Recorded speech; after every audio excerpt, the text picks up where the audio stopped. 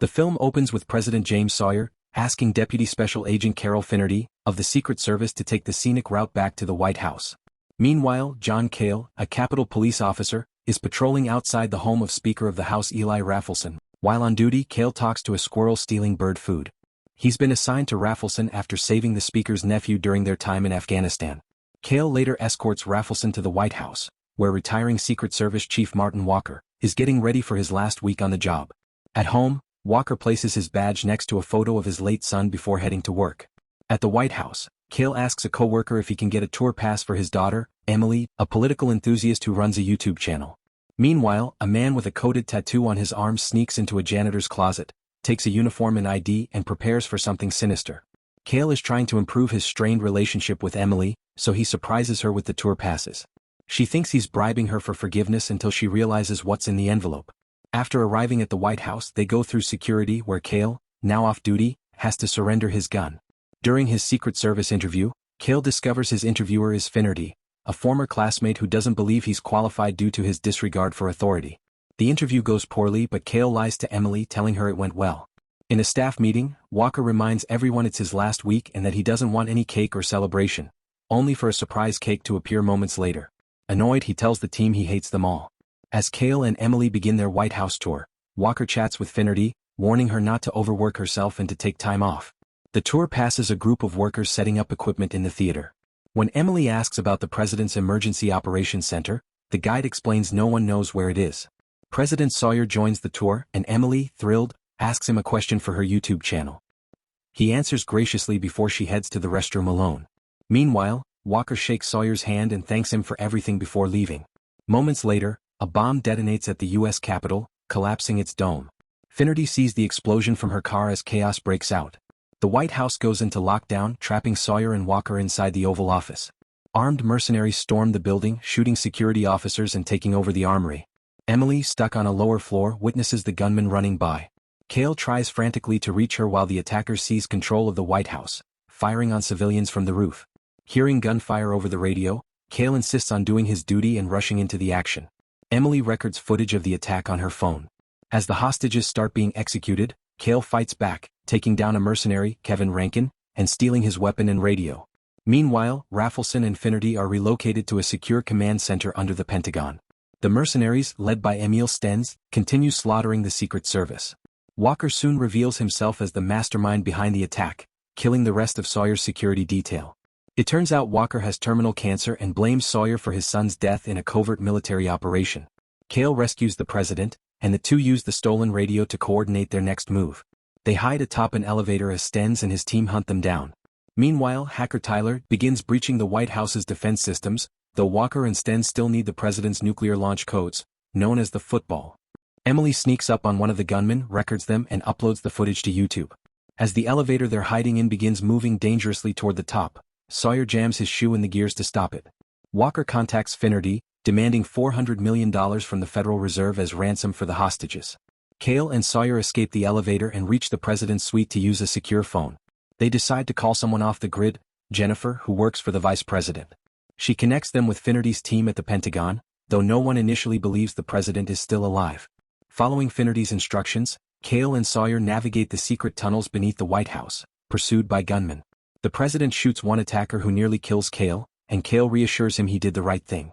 Stenz realizes Emily has been filming and slaps her, demanding the phone. Finnerty uses Emily's footage to identify the mercenaries. They're all ex-military contractors with extremist ties. As Walker's health deteriorates, Cale gets Sawyer to the basement, but their escape route is blown up. Forced to improvise, the two flee in the presidential limousine, now caught in a desperate fight to survive and save Emily before the entire White House falls. A helicopter spots the president's limousine speeding across the White House grounds. The gunmen chase after it, unleashing heavy fire. Cale becomes distracted when he sees Stenz holding Emily at gunpoint, leading to a high-speed chase and shootout on the lawn. The chaos ends when the limo crashes into the pool, throwing both Cale and President Sawyer into the water. Moments later, an explosion rocks the area, and everyone assumes they've been killed. Vice President Hammond is sworn in as president aboard Air Force One, but Cale and Sawyer resurface alive, realizing that Hammond has authorized a Delta Force aerial assault to retake the White House. Cale tries desperately to stop the gunman from shooting down the incoming helicopters, but he's too late. The helicopters are destroyed. Cale and Stenz end up in a brutal fight. During the struggle, Stenz drops his White House passes, one for himself and one for Emily. Meanwhile, hacker Tyler completes his upload to NORAD and launches a missile at Air Force One, killing Hammond and everyone on board. Knowing about Emily from her viral video, Stenz brings her before Walker in the Oval Office after discovering she's Cale's daughter. In the aftermath, Speaker Raffleson assumes control and orders an airstrike on the White House to end the crisis once and for all. Over the intercom, Walker warns Cale that unless Sawyer is handed over, he'll execute Emily. Realizing Cale might still have a chance to save them, Sawyer surrenders himself to protect her. Finnerty then alerts Cale that Raffleson's airstrike will hit in 8 minutes. Walker reveals his true motive: he wants to prove America's strength. He accuses Sawyer of being too weak to lead, blaming him for canceling the military operation that cost his son's life.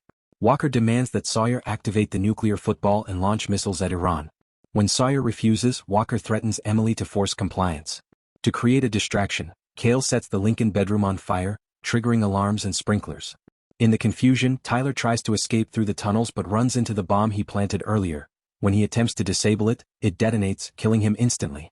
Meanwhile, Donnie, the White House tour guide, ambushes mercenary Killick, who is about to kill Cale, and knocks him out with a large clock. After freeing the hostages, Cale puts Donnie in charge of getting them to safety. Cale then faces off against Stenz in a final fight, ending with Cale killing him using a grenade. Walker, shaken by the explosion, is tackled by Sawyer, but he quickly gains the upper hand and forces Sawyer to activate the nuclear football before shooting him. Walker begins targeting several cities in Iran using new launch codes he received from an unknown source. But before he can fire, Cale bursts in and mows him down with the mounted machine gun from the presidential SUV. Outside, Cale warns Emily about the incoming airstrike. She grabs a presidential flag and waves it from the front lawn, signaling to the approaching fighter jets.